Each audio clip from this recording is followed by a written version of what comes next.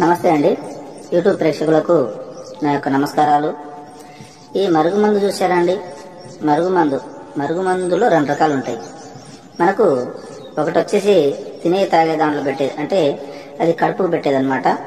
అది మనం అన్నంలో, కూరలో, చికెన్లో, మటన్లో, జ్యూస్లో, స్వీట్లో, కూల్ డ్రింక్లో అది పెట్టచ్చు. అంటే తినే తాగే దాంట్లో పెట్టాలి, అది కడుపుకు పెట్టేది వస్తుంది.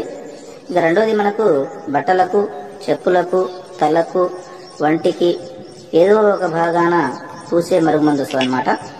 అది లిక్విడ్ వస్తుంది, అది పవర్ఫుల్ లిక్విడ్ అనమాట. అది కొద్దిగా అంటించినా ఇక మనం చెప్పినట్టే వింటారు, మన చెప్పు చేతలో ఉంటారు. అంటే వాళ్ళకు మనం చెప్పింది ఏదమవుతుంది అనమాట. దీంతో పాటు వశీకరణ పూజ కూడా చేస్తానండి.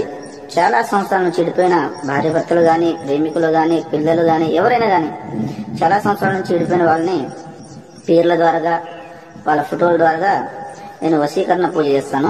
వశీకరణ పూజ చేసి వాళ్ళని దగ్గర చేస్తాను. నాకు చాలా మంది చెప్పారు, గురుగారు వాళ్ళ కాడ వీళ్ళ కాడ